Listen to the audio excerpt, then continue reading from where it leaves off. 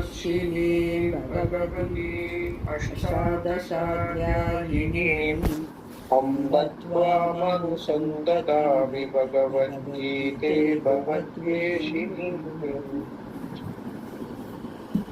So he was talking about Jnana and Jnana Nishtha. So what he says is, the difference is because of our habitual living, even when you have cognitive understanding, you are not able to drop the holding the unreal things as real. So because of that, even though cognitive understanding is there, the nishtha, that is getting living that learning, does not happen. So that is the difference between jnana and jnana nishtha. That is what he is trying to give by way of example in terms of holding on to holding on to a bear as if it is a log of wood will take you through. Actually, you are holding on to samsara instead of as if it is going to give you moksha. Whereas, unless you drop, you will not be able to, because you have got the understanding which is much more holistic and changeless reality as your atma. So naturally, what is the point in holding on to the changing things and still you feel you are not you are not feeling fulfilled, self-fulfilled. So unless you understand that we are holding on to something which is fickle, changing all the time, unreal, you will, even though you have got a cognitive understanding, you will not be able to convert jnana into jnana nishtha. That's what he's trying to say. Now that is what we call samsara. So let us further it also tells us that it's very difficult to get out of the clutches of that bear. Yeah, this is difficult. The sense, the difficult and the other thing is basically, the second thing is, difficult. Now you are holding on to because you want to hold on to something because you don't want to drown. So it's difficult. Whereas the other example, no, the bear I'm saying, holding on to, the bear, when you are into the clutches of the bear will not leave you easily. That's true. That is true. The bear also wants to hold on to something, so it is holding. But the other thing is, that is why the other example is there, the hot potato. Like hot potato, you have to leave. The third example which we have discussed before is what? That the monkey holding to the peanuts inside the tree hole. I think I have told that example before, long back. That is, a monkey is watching from a distance and the birds are bringing peanuts and putting into the hole in the tree. Many birds are coming and putting the peanuts that they are getting for the future or whatever, for the the kids that are there inside. Okay, but after some time, the monkey wants to have the peanuts. So what it does, it goes and puts the hand inside the hole, it gets the peanuts. Not able to. It is not able to remove. Why? Because the hole is only allowing you the hand to hold in with empty hand, but it is not big enough to retrieve the hand along with the peanuts. So now you cannot remove the hand unless you leave the peanuts, and you don't want to leave the peanuts. That is precisely our problem. Yes. We want to have the cake and eat it too. We feel that we have been getting the taste of this, the good things, whatever we call good things in samsara. We don't want to leave it. At the same time, we want to leave the bad things. We don't want bad things, but at the same time, want to hold on to good things. So it doesn't happen that way. Because whatever you think bad or good is all changing all the time. So unless you understand, there's no point holding on to it. My freedom is more precious than holding on to a few peanuts in life. Yes. That understanding has to grow.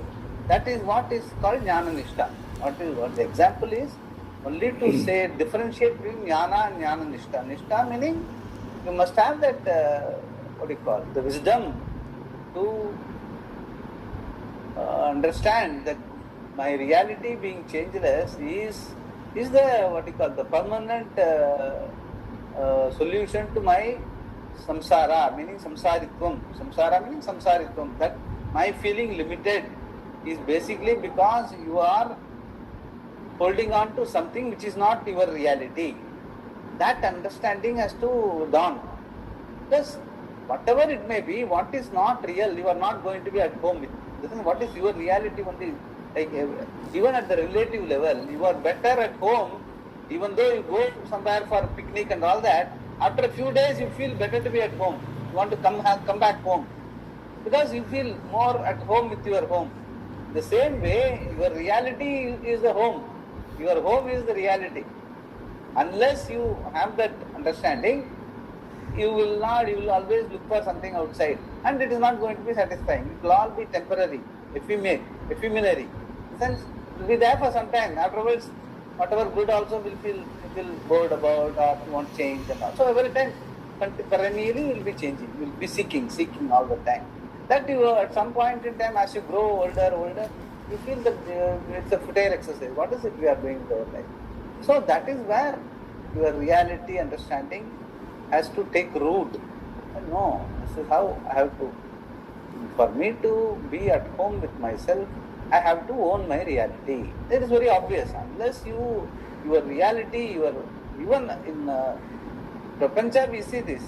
Every particle, when it reaches even science and all that, the electron is more at home in its own orbit than in the higher orbit.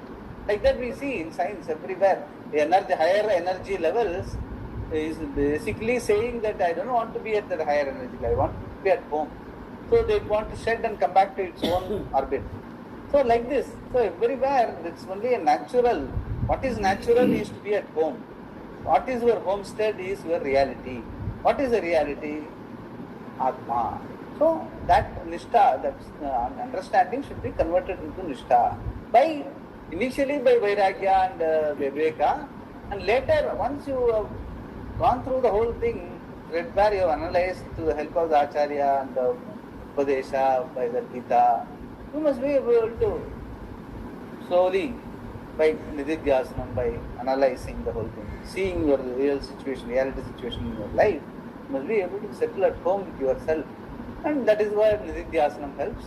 And then slowly it will get converted into you being like that, you are living. You will become like this. That is called anubhava. You are converting your understanding into living. It is called anubhava. So it's no other experience. It's not a question of mystical experience or sitting tight, holding your breath all the time. No.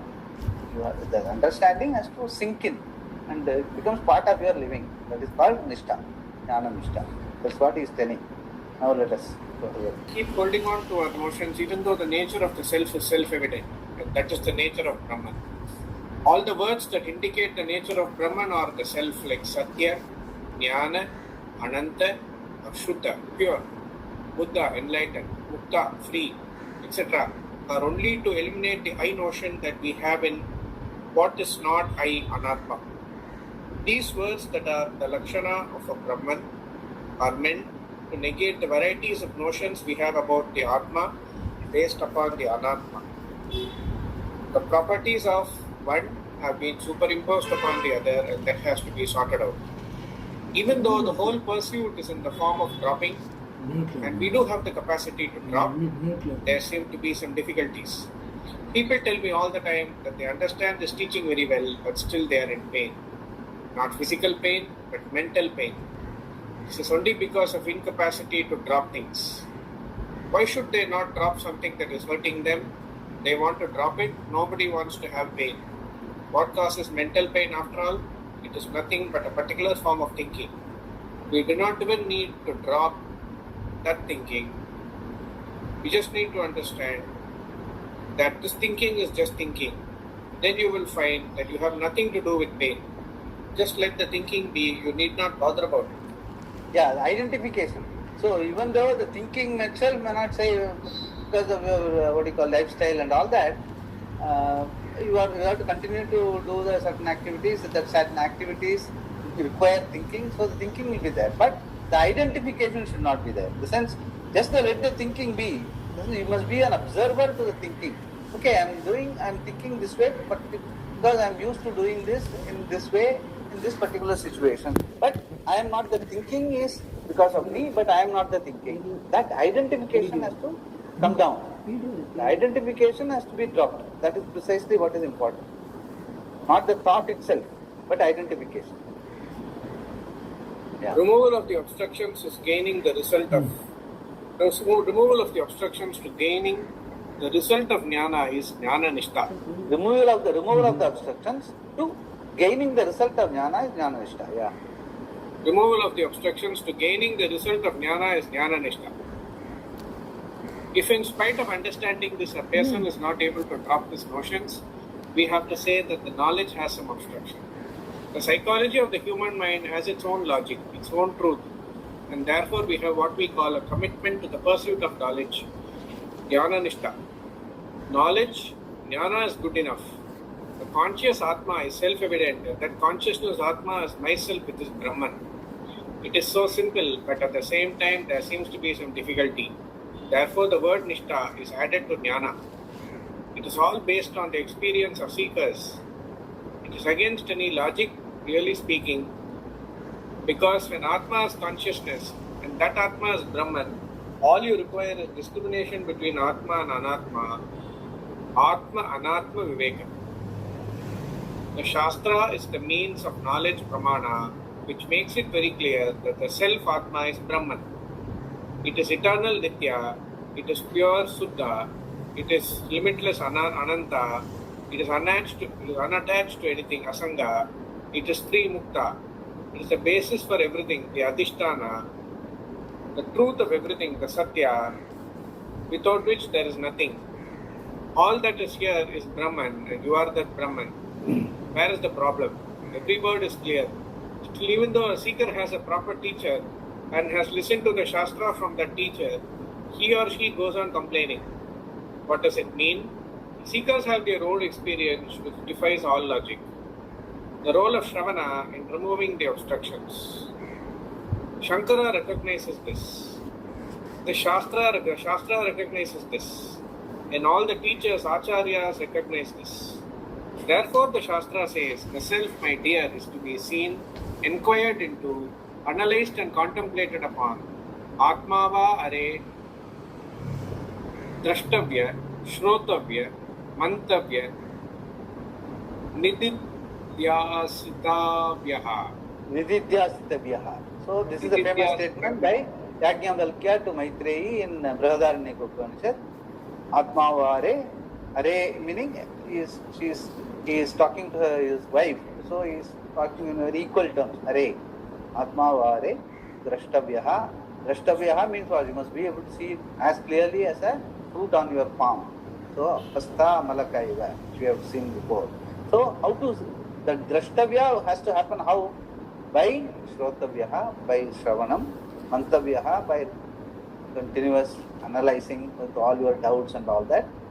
And then Nididhyasitavya, by contemplative living. So, all the three are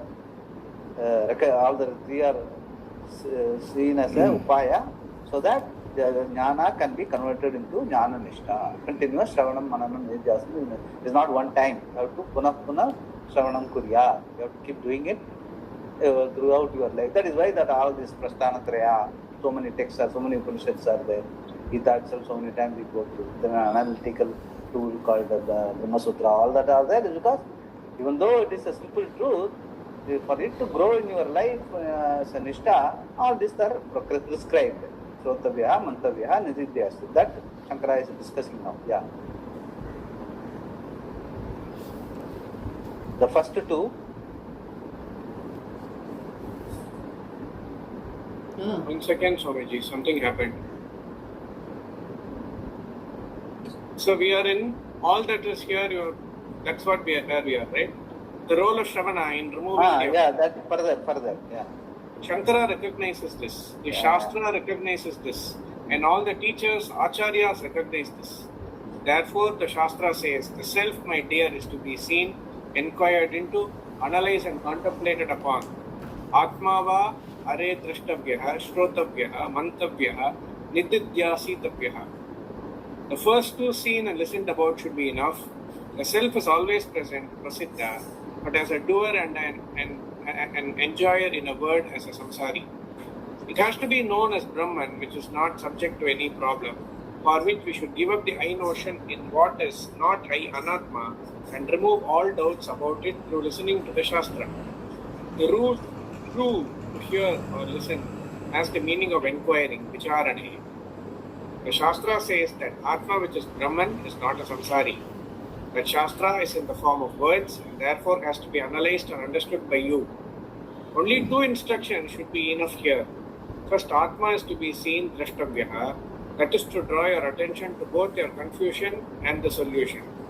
You have a confusion about Atma, thinking that it is samsari, and that is why you have to know the Atma. That's the solution. What should you know? What should you do to know the Atma? Listen to inquire into inquire into the Shastra. Shrotavyaha. That is enough. In listening to the Shastra, it is revealed that Atma is Brahman and the operation of the Pramana to know Atma is complete. It is like analyzing a transparent object to see if it is a glass bead or a crystal. All you have to do is go close to it and check the properties of it, its weight, etc. That is enough. It is over. Similarly, to know Atma, I need to analyze it properly, and for that I require a mirror. An ordinary mirror will only reveal that I am the body, etc. I already know that. Such a mirror can perhaps give me a little more detail, but to know what I am, if there is a confusion, I require another type of mirror which will reveal the real me. That mirror is in the form of words and is called Vedanta. When I look into the word mirror that is called Vedanta, what do I see? Satchit Ananda Atma. Through the word mirror, I recognize that Atma is Parabrahma. Then what should I do? Shastra reveals that Atma is Brahman. No effort is required for that knowledge to take place. The role of Manana in removing these obstructions. So, Shravana is over. What it is all about? The word mirror, like Shastra, Sabda Pramana, Satchitananda Atma, the Shastra and Acharya explains. Once you understand Atma is Brahman. Now, how to remove the doubts? By Manana. He is now explaining Manana. Yeah. The role of Manana in removing the obstructions. In spite of that, even though there is no effort to be made, still the Shastra recognizes that people do not always come away knowing the Atma just because they listen to the Shastra. Sometimes it only creates more doubt. A person may have had some doubts about himself before listening to the Shastra, but listening seems to have created new doubts because he is turning his attention towards himself. Previously, his problem was whether somebody loved him or not. Now he wonders, do I love myself? All because of the Vedanta Shastra. This is very natural because Vedanta turns everything towards yourself. Vedanta says you are nothing but love.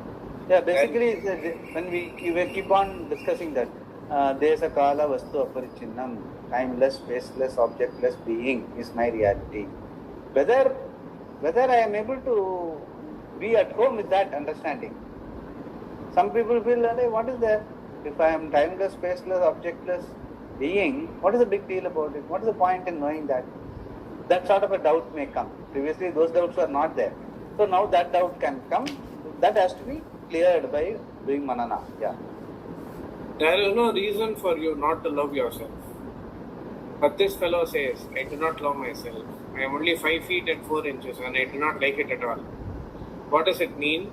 The fellow has a confusion about Atma. He thinks it is the body. If the body is Atma, how can you love yourself? And if the mind is Atma, of course you cannot love yourself.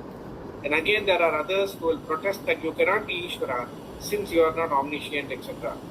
Initially you had your own doubts about yourself and there were ordinary people to confirm them.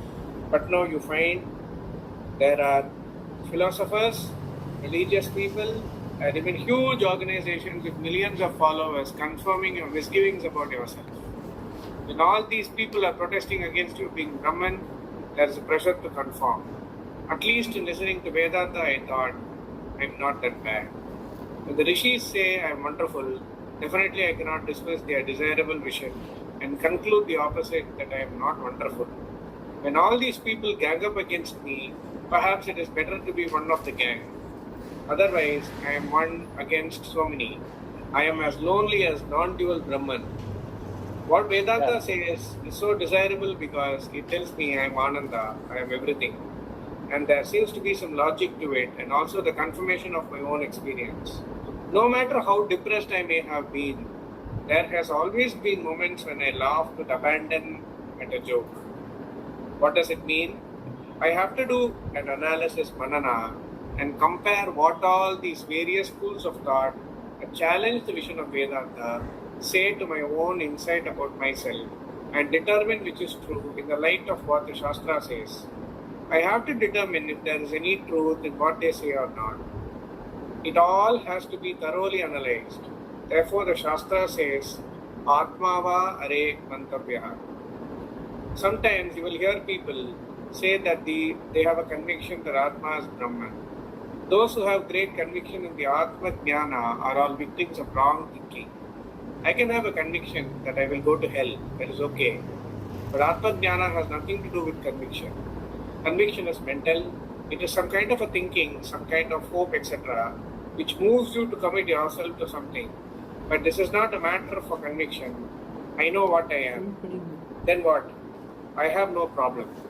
The role of Nididhyasana. So it is basically that I am, that Desakala Vastu Aparichinam, the timeless, diskless, objectless being. It cannot be a thought. Because of that, the being only you are observing a thought. So this cannot be an object of a thought. So it should be much deeper than the thought, that observer, that your reality, that I am what I am. I am that Desakala Vastu Aparichinam. That should be there. It should not be a thought. Then it will become, you have to have a conviction about that thought. That conviction can be broken by another thought. So somebody else comes, some philosopher comes and tells, no, it is Shanikam. Like a Buddhist, they say, it is Shanikam, continuously changing vritti only it is. So what is the point? Like that when they say, you may get shaken because it is a thought. Whereas if it is your reality, you will be able to say, yeah, if it is Shanikam, the previous Shanika moment, the next Shanika moment, I only observe. So I am not Shanika. Because my being there only, I am able to see the previous thought as well as the next thought. So I can easily dismiss that sort of a philosophy which says your understanding is only Shanika. Just in the sense it doesn't have any substance. Yeah, it is true, it doesn't have any substance. But I don't need any substance. I am there all the time. I don't need to be associating with myself with any substance. I am there. Because of that, a Shanika vritti, last vritti, next vritti, next vritti, next vritti. Like even a movie. Every frame I am able to see and connect. Because I am there, all this changing I am able to see as a changeless. So, I am not Shanika vritti, I am not a thought, I am the reality through which all these thoughts and every transaction in the world gets Sannithyam. In my presence only the world is there. Like that, you must be able to, counter that sort of a philosophy. For that, in the sense, your understanding should be clear. That is what is done by Manana. Yeah. The role of Nididhyasana in removing the obstructions. After years of studying Vedanta, you can see people saying, I know I am Brahman, but the but seems to remain. The first but is, am I Brahman? Then one says, yes, the Shastra says so. And it is made clear by inquiring into the Shastra by Sravana. And now the second but comes up. But I am really what the Shastra says? Am I really what the Shastra says? That doubt is also removed by analyzing what the Shastra says by Manana. After Manana, it looks as though I have to admit that I do know that I am Brahman. But the but seems to continue. Then what is the problem? Then a third but comes up and I say, Swamiji, I know that I am Brahman, but I do not behave like I am Brahman. I still have fear, worry, etc. If I am Brahman, how can I get worried? This is because the knowledge that I am the limitless Brahman, full and complete, is not yet completely owned up. This owning up requires sitting down quietly and owning up this fact about myself and removing all subtle obstructions The trend is going up. This is called nididhyasana. The obstructions are always due to old habit. I have age-old habit of considering myself to be small and insignificant. Worry comes out of the small eye, Small eye. Small eye. Small eye. Worry comes out of the small eye. not out of the big eye. In fact, worry, concern, anxiety, panic, etc. are all born of the child in us. It is not even the small person. It is smallest to the child. Even though the body has grown to become an adult, the child remains buried under the adulthood. When you reach 40, it begins to probe its way to the surface. It can wait for 40 years, not more than that. After that, it cannot be hidden any longer. Thus, there seems to be a condition in which your experience is cropped, opposed to what you know, a viparita bhavana. It is purely due to childhood. That's why we can call it habit, kashaya. We can call it anything as long as we understand that it is all from the past. It has nothing to do with the present. Events of the present only serve as trigger to awaken the unresolved issue from the past. The anchor that comes from the small thing that happened today is not appropriate to what happened today. Even an ordinary person who does not know anything about Brahman can see that the anger that this situation evokes is too great for the situation. It is something like hanging a person for a traffic violation. The reaction is not appropriate at all. Therefore, we understand there is some kashaya or whatever we want to call it from the past. So it's all basically psychological. Two levels of psychology. I think sometimes I have been trying to tell the childhood unconscious and the basic. The child is totally supposed to be free. But once we start identifying with our name and all that, slowly the sense of fear comes. Like a born child, if you go in front of it and throw your hand like that, it will not blink. Because even the faculty of seeing through the eye, it is not yet developed. The born child will not have any fear. Whereas after 1 or 2 years, if you go in front of the child and say like this, it will blink immediately. Because it has already become self-conscious. Whereas the child is totally free. So that is precisely, both the types of fears he is discussing here. The childhood unconscious, because of that insecurity which you have developed because of your childhood, and it's depending on circumstances, wherever you are growing and all that. And the second thing is, basically you are born as uninhibited consciousness, pure consciousness without any tract with your individual body, mind, senses. So that is your reality. So since you are so much used to that identification, along with that comes the fear and all that. That is precisely the consciousness, the fear which you have, that you have been so much used to in life, you are not able to get rid of it. So you have to get back to that. That's what he's trying to say. That Shastra talks about is because of the vasana. We have been for ages. You have identified for janmas. You have identified yourself with the soul, body, and all that. So unless you are free of that, that is the reality, understanding. But the cognitive understanding has not converted into that throwing out that fear, that kashaya. So the viparita bhavana, either as a childhood unconscious because of your upbringing, or the child's original and uninhibited consciousness you have to get into. So the inhibited consciousness which is natural for a human being, and the childhood unconscious which is natural for a person have some difficult childhood, both are called kashaya in Shastra. That has to be knocked off. Actually the second type of kashaya, childhood unconsciousness, and Shastra was not discussing because at that time psychology was not developed that much. But nowadays they talk about that. Psychology, psychological, the child and the child in the adult and all that. So both are unconscious only. Both are one is fundamental unconscious, another is childhood unconscious. Both have to be, you have to knock off by deliberating, by sitting in nididhyasana and understand. You are understanding by Shravana Manana, you have to own it up. This is my reality, whatever that happens, the reactions unnecessary reactions of hurt and fear and all that comes. It's all because of this lack of owning up my reality and because of identification with my body, mind, senses and all its limitations. Both we have to slowly, over a period of time, have to knock it out from our system. That is called nididhyas. That is what he's trying to tell. Yeah. I will read, Swamiji.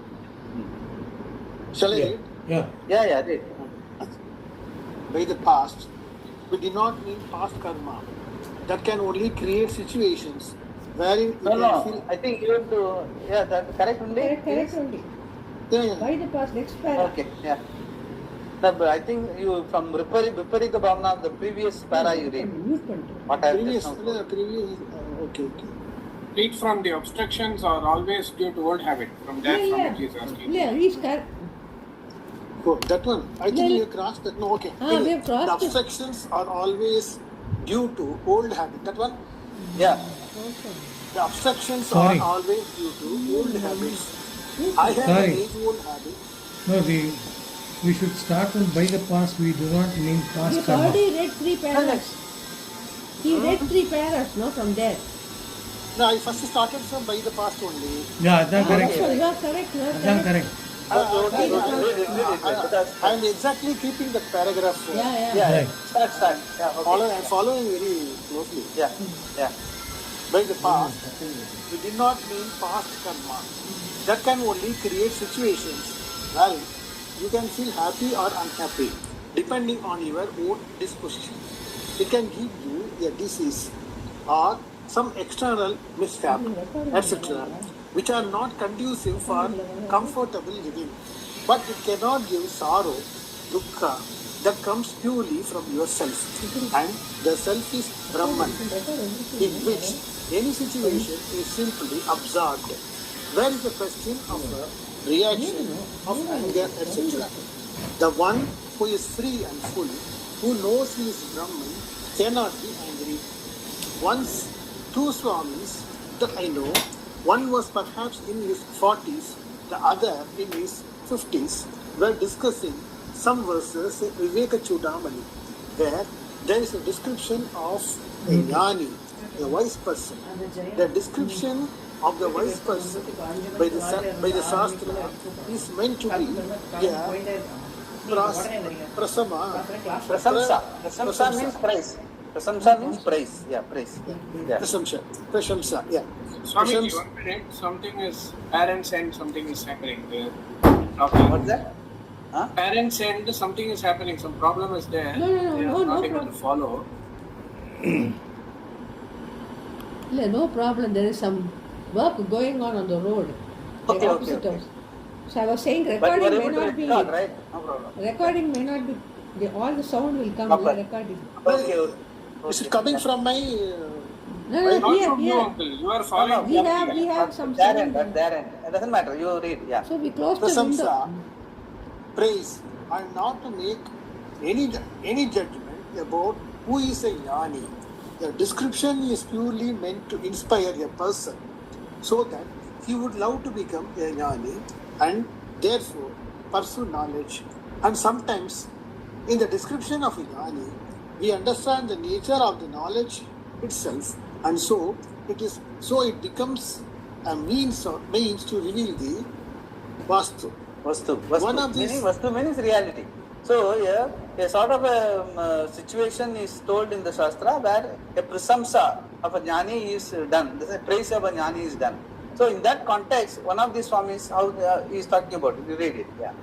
One of these Swamis, the older one, was explaining the meaning of a verse describing a jnani. The younger one, who was a little better educated, said, Swamiji, how can we discuss what a jnani is unless we are jnanis ourselves? At this question, the older Swami got very angry. How can you say that I am not a jnani? He said, and he walked out. Later, he left the place for good. This kind of behavior is all due to childhood problems. The issue here is not what makes a jnani or what is a jnani, but what is this knowledge jnana? Atma is Brahman. Either you know this fact or you do not know it. Nobody can say anything about this. Even to say, I am a jnani is a silly thing. The one who knows that he is Brahman will not say he is a jnani. He will say, I am Brahman. Whether one is a jnani or an ajnani is not a matter for discussion. Yeah, It is a so that sort of a discussion, you should not think that somebody is pointing a finger at you. It is not the thing. It is only a general discussion. So, unless you have some kashaya inside, what is he trying to tell is, unless you have some complex inside, you will not identify in such a situation that you are a jnani or ajnani. You will just pragmatically look at the discussion objectively and try to understand, rather than associating yourself or attaching a complex to yourself. That is what he is trying to say. So the complex can happen even at that level, even though people may be discussing, we have been discussing Vedanta for a long time, still the complex can be there.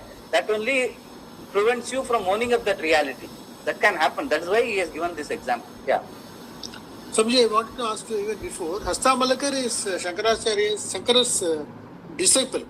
Yeah, it's one of the four major disciples, Shankaras.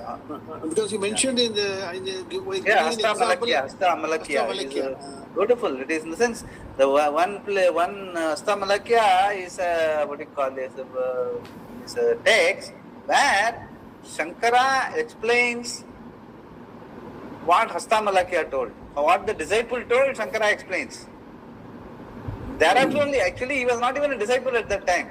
He was just a boy who, when he was asked, casually Shankara, generally we ask, no, the boy comes in front of Shankara and he asks, who are you? What's your name or something like that he asked. Then he said, Upalabdhi Surupoham Nijaboda Rupoham.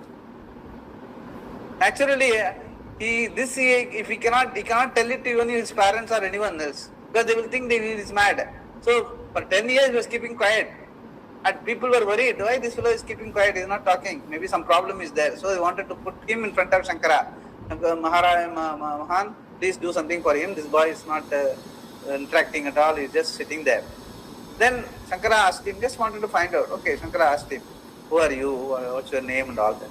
And then he said, Upaladhi Surupoham Nijaboda Rupoham.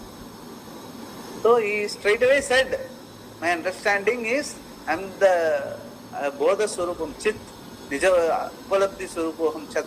So Sat Chit Ananda is my reality. He told to Shankara. And then Shankara wrote a Bhashyam on that, that is called Hastamalakya. So, in the sense, the boy was already ready. Only that he must have the platform wherein he can express himself. And Shankara gave him the platform. Thereafter he travelled with him. Then he became one of the four disciples, Hastamalakya. Then Shankara named him as Hastamalakya because his understanding in life is Haste Amala Iva. A cold fruit put on the palm, even though you may not have eyesight, still you know that it is a cold fruit. That much clear he was in life. So that is why his name was Hastamalakya, named by Shankara. That is the story. Yeah. That's how the Nana Nishta should become like that. For us, it should become like Hasta Amala Iva. So there should not be any doubt. Avagati. In the sense meaning, I will not swerve away from this understanding that my reality is Atma, that Desa Kala Vastu Aparichinnam is my reality. Everything else is only a Aropitam for the purpose of transaction. Okay, some name, some form, some identification. All that is for transactional purpose. In spite of all the transaction, in spite of all the identification in the world and all that, I remain unidentified and I remain as Desa Kala Vastu Aparichanna Atma. That is what Nididhyasanam, Sravana Madana Nididhyasanam is supposed to take you towards that, claiming that reality. That is called Nishta. Jnanam converted into Jnana Nishta. So that is that Anubhava. Generally they also call it Anubhava. Aparoksha Anubhava. That is what we are discussing now. Yeah. Hastamalakya is the first guru of one of the four Shankara Pitams. Yeah, that is thereafter a lot of things like Pitam and all that keep on they talking about. Now so many Shankaracharyas are every state has got 3-4 Shankaracharyas. So we don't know really what it is all about. But that was not the idea. The idea is not to, it is only for the purpose of understanding, carrying this vision. Whether it is 1 disciple or 10 disciples doesn't really matter. So that is a different story. But what is being discussed is that how the vision transfer from the Guru to Shishya has to happen. By Shravana, Manana, Nityas. You must be able to see the vision, the understanding of your being Atma in toto, like even the Adi Guru Dakshinamurti saw, you must also see it, because there is what is the reality? There is a kala vastu aparichinna. When you say it does not have parts, it is not an object, it is just the being. So the being cannot be different. However long it has taken, traveled through various gurus and shishyas, it must remain the same. That we are able to see today, we are able to discuss Shankara saying that the Desakala Vastu Aparichinnam is my reality. That means what?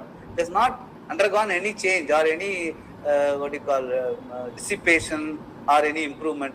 Nothing can be improved upon. What can be improved upon? Desakala Vastu Aparichinnam, timeless, spaceless, objectless being is your reality. That cannot be, anything cannot be added, anything cannot be subtracted, and anything cannot be negated. Anything you do is only Maya or Vidya, unreal. That is what our transacting world is all about. So that clarity should be there. That is called, once you are able to sit with that understanding in Nididhyasanam and claim that reality, then the vision transfer is complete. That is what Bhagavan says, Buddhim tu Saradim Vidhi. Your Buddhi should become Krishna's Buddhi. Then the vision transfer is complete. That is what we are trying to do here. Yeah. It's a matter of understanding what the knowledge is, a process of learning and getting clarity. It is silly to say somebody is enlightened and somebody is not enlightened. We are not here to make a judgment about anybody, nor about ourselves. I neither say anything about myself nor about others, free from judgment. I simply enjoy the process of knowing. Where is the question of judgment? It is not that on a particular day I got up enlightened. Atma is always present. Nitya Siddha. It is not an event. Shastra says that you are always enlightened. Nitya Buddha. Always liberated. Nitya Mukta. So, where is the problem? How can anyone say that he got enlightened at a particular time, on a particular day? It is not that suddenly, it is not that suddenly everything becomes clear. You are always enlightened. You are always enlightened. On superficial analysis, the situation in which the elder Swami got angry looks justifiable because according to him, he is a jnani and somebody insinuated that he is not. But on the other hand, if one looks carefully, it is not justifiable at all. That is why the other Swami said, if he is a jnani, he is fulfilled. Yeah, Pita Kami. Apta Kami means person who has already got everything. Apta means one has everything. Self-fulfilled. That is what it means. Apta Kami. Obtained. Fulfilled. Apta Kami and there should be no anger. Yeah. Okay. And there should be no anger. For an Aptakami, situations that may make others angry are like one drop of water dropping into the ocean. What will happen? Nothing. It just gets lost. Similarly, if you are limitless, Akandam Brahma, what is it that he is going to respond to? If at all there is response, it will be laughter, some joy, some empathy, compassion. Love can be there. That is empathy, anger? Compassion, love can be there. Where is the possibility of any anger? That's what he says. You cannot have any possibility of any anger. For a jnani, person who knows is always pure love and compassion, and even in any situation, you may do something appropriate to the given situation, but it don't evoke an anger in him. Even in this discussion between the junior jnani and the senior jnani, when he is talking about how can only Jnanis can discuss about Jnanis, he seems to feel that he is insinuated that he is not a Jnani, so how can he discuss? But he is not telling that. He is only making a general statement. Only Jnanis can discuss about Jnanis. Oh, yeah, fine. You can say that and keep going. Because even in, I will send you one satsang. I had the group of people who are here. Yesterday morning I had a satsang with them. I will send you that. There one of these questions come. I will send you that satsang question and answer session. That is how you have to respond, like situations. Yeah. Swami, what is the lesson from this Swami anecdote? The anecdote is you should not be, in the sense, you should not have a complex, because what happens, you should not relate yourself to whether you are a Jnani or a Jnani. When there is a discussion about Jnanis, only Jnanis can talk about Jnanis. That is what the junior Swami told the senior Swami. Okay, yeah, correct. The perfect only Jnanis can discuss about Jnanis. You are right. That is how the response should be. The response should not be, the senior Swami should not feel the junior Swami is trying to insinuate that I am not a Jnani, so we are not supposed to discuss this. No, it's not. He didn't say that. He only said when the Jnanis can discuss Jnanis, there is a factual statement. Just accept it and move on. Even if the other person has some complex of trying to insinuate, you should not buy it. As I have always told you, if somebody tries to hurt, he is trying to hurt a person whom he imagines, whom he wants to hurt. If you are not that person, why do you identify yourself with that? Just ignore that and keep moving. That is important. So for that you should be sure what is your reality. Any Swami should be very sure. My reality is Puranam Brahma. Then no question of insinuation or anyone trying to throw mud and all that. It will not really stick. It will just go away. That is how. That is called Nishtha. That is why he is giving the example for Nishtha. What is Jnana Nishtha? You are thorough. Like I have been always telling, no, when you are going in a group of people, Rama, Krishna, somebody will turn up. A fool, all the four turn up. Means what? Everyone thinks there is some foolishness in me. Or nobody will turn up. If that's a mature group, okay, somebody calls a fool, nobody will turn up. They will keep walking. So our identification is the problem. It is not the problem of the others who try to talk to you. Okay, our identification is very clear that I am Atma, Purnam, Brahma. You will only respond to situations, not react to situations. That is what is the lesson from this example also. Yeah. Okay, Very I have Sangar. a question.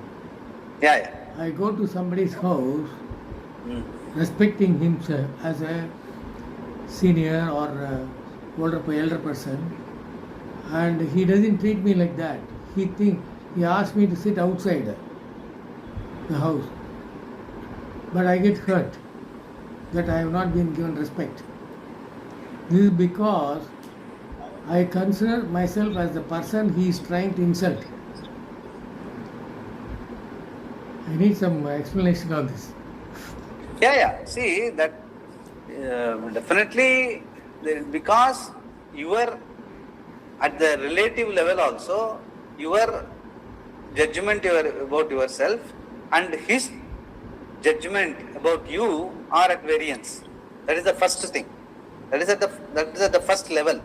That is why, whereas your expectation is you respect him. Really, you are respecting him. So your level of respect for the other person is also contributing to that fact that when he doesn't have the respect which you have for him, or he doesn't look at you as respectful as you would like to yourself to be, both are at variance. He's looking at you and his expectation of you, and where you are looking at him and your expectation of him, how he should look at you, both are at variance. So this is why it is happening. But irrespective of whatever is happening, if your understanding is very clear that I am Atma, this is only a role I am playing. I am playing the role of a junior citizen or a junior relative. He is the senior relative, I am respecting him. So in that situation, he is not behaving, either he is not behaving appropriate to that relative situation, or your expectation is more than what is reality. Either way, it is a problem of expectation and fulfillment. Expectation and response. So it is neither to do with you nor with him in terms of the reality. The reality is what? You are also the being playing a role, a junior person role, and he is also a being playing the role of a senior relative. That's all. But in that, the expectations and the behavior regarding the expectation is at variance with both levels. Who is wrong, who is right, we don't know right now. And the example, I don't know. So in that situation, you must be able to look at it. Even sitting outside, you should not be sulking. Okay, first response will be what? I came with a lot of respect for him, but he is not giving me the due respect. First level of response. Then okay, that is how he looks at it. Doesn't matter. I have come for a certain particular purpose for having some discussion or whatever. He has made me sit outside. And if I have the time, I will sit outside, wait for some time, meet him, and then go. This can happen even with relatives. There are people, sadhus, sannyasis, and all that, who are babas, make others wait and all that, even though the person is waiting and can be a senior Swami himself. But if at all he is understanding, he will not mind it. Okay, that is I have really all these things. So that is why at that time, your first level response, even though may be justified, you must be able to relate, you must be able to, that space should be there in disidentifying your personality from the reality. The reality is what? Whether he respects you or not, you are a fulfilled person, being. That reality understanding is very clear. So, situationally, how it is going to pan out, I am willing to accept it as it comes, depending on. Suppose I am not interested in, okay, if it is not very important, actually you sit out, you don't want to wait for too long, you can tell some people, I have no time, I thought I will be able to meet him, I am not able to meet him, I will go away. I will come some other day, inform him. You can do that. Or you can wait it out and meet him and discuss the situation. So whatever it is. So, but either way, that identifying so much with our person is the real culprit of our feeling hurt. So what we are, or intelligent living is what? We don't want to be hurt. Why should somebody else's, even if it's a misbehavior, for his misbehavior he should be hurt. Why should I be hurt? So it's a bad bargain. So I should disidentify myself. That is precisely where it helps. Because that is a reality. That is the only way you can be a happy person in life wherever you are. Because that is the reality. A happy person, that you are a unidentified being is a reality. It cannot be improved upon, it cannot be dismissed, because that is the reality. That is the reality of Atma, that is the reality of Brahman. Since the reality of the whole Jagat is your reality is that. So that understanding is such a fulfilling thing. All these things do not matter. You go away. First moment will be there. Then first what? And then so what?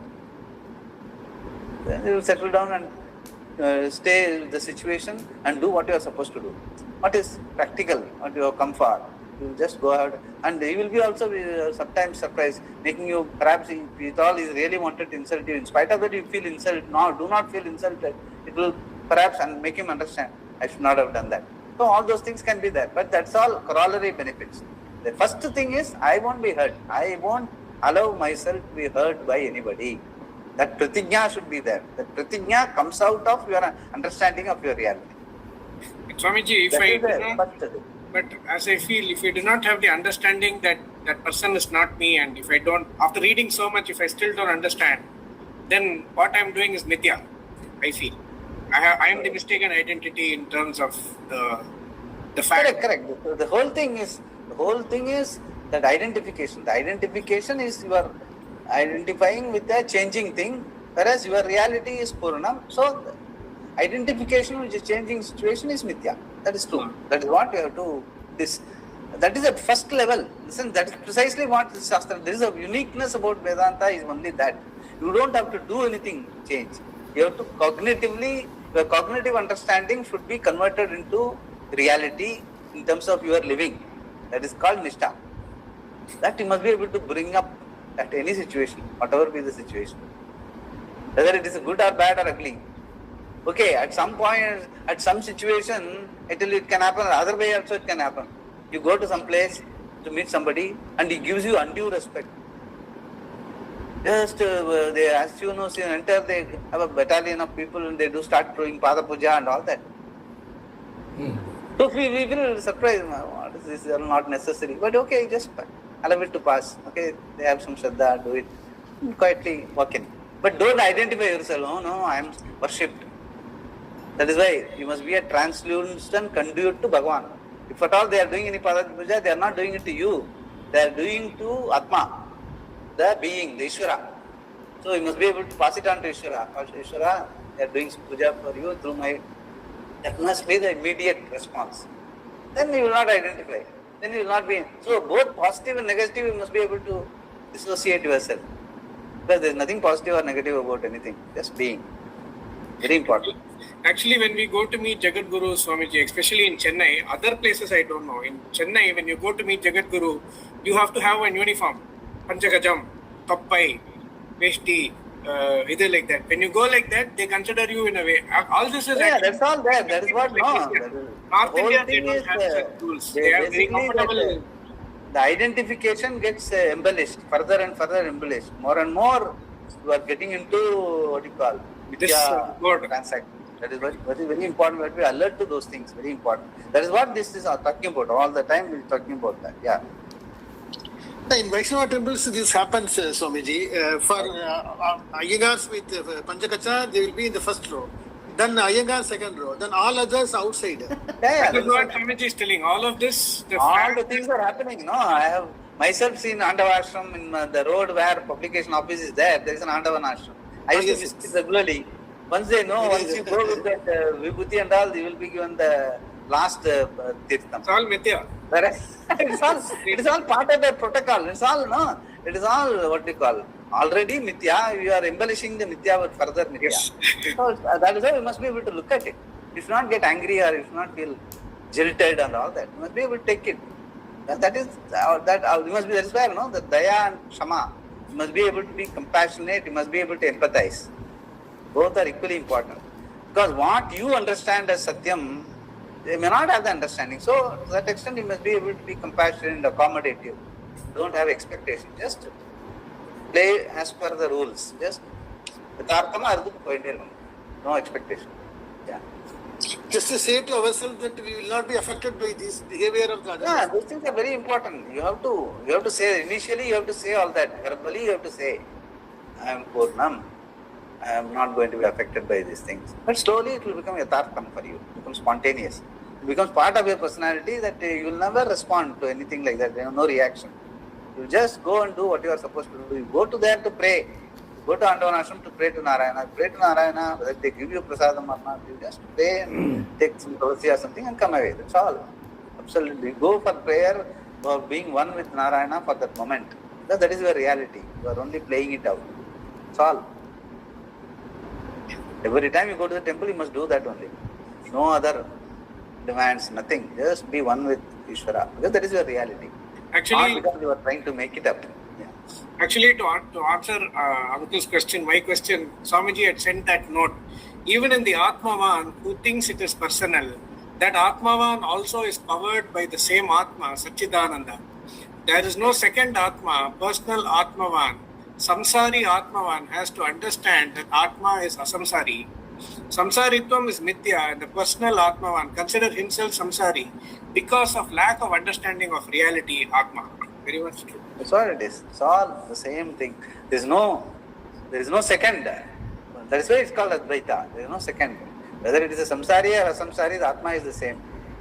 It is our own perception and conception. That's why it's called Mithya. Because perception and conception will keep changing. By the day, by the hour, it will keep changing. Depending on your mood, depending on the other person's mood, depending on the circumstances, it will continuously change. Why it is changing? Because without changing, there won't be a world. Spandanam iva spandanam.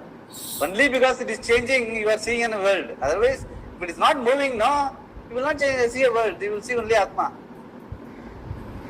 So the world itself is possible only because of the changing circumstances. Unless the screen is moving continuously, no, there won't be a movie. There will be only a bright screen. You are not going there to see the bright screen. So the movie has to That's why they say, no, the show must go on. Even in English language it is there. The show must go on. It is a passing show. All that is there.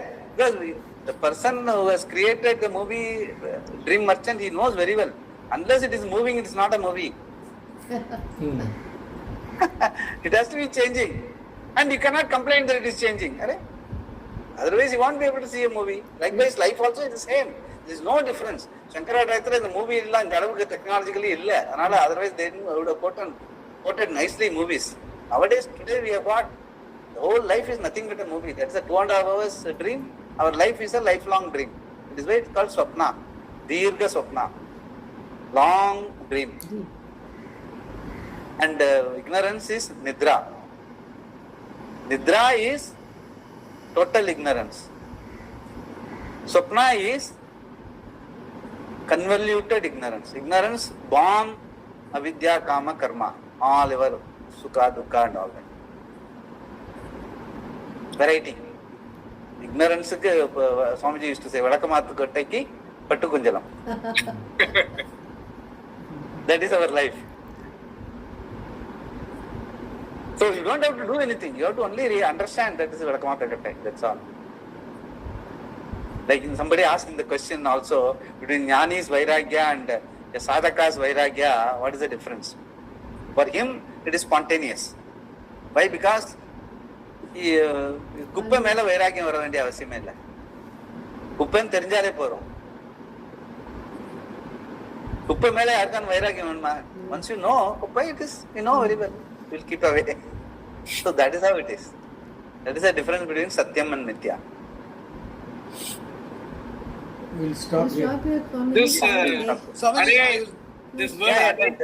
This word array, the word array they are using, no? In Hindi, I have seen many people using array yaar, array bhai, like that. Yeah, correct. That is basically Sanskrit, isn't it? Golden language in the sense, see the whole thing, you just imagine Shankara and his disciples, the whole thing, Tamil, English, the same way they have been talking in Sanskrit.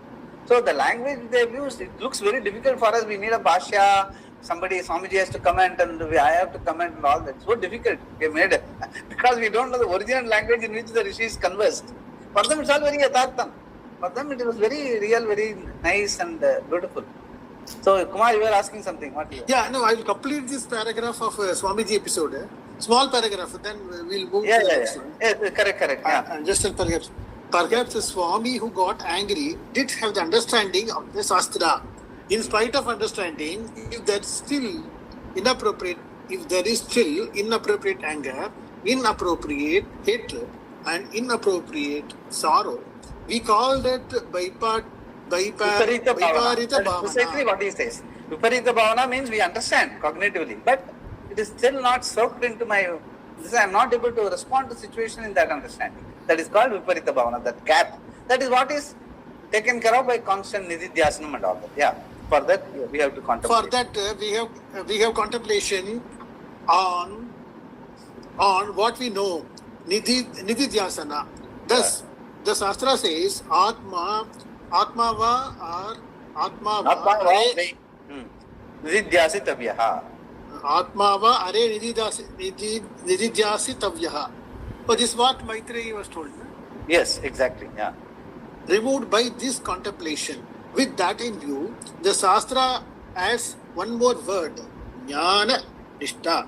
Yes. So once that Shravanam, Mananam, Nididhyasanam is complete, is part of your life, then your Jnanam is your own. Like you don't have to say, Shastra says, Acharya says.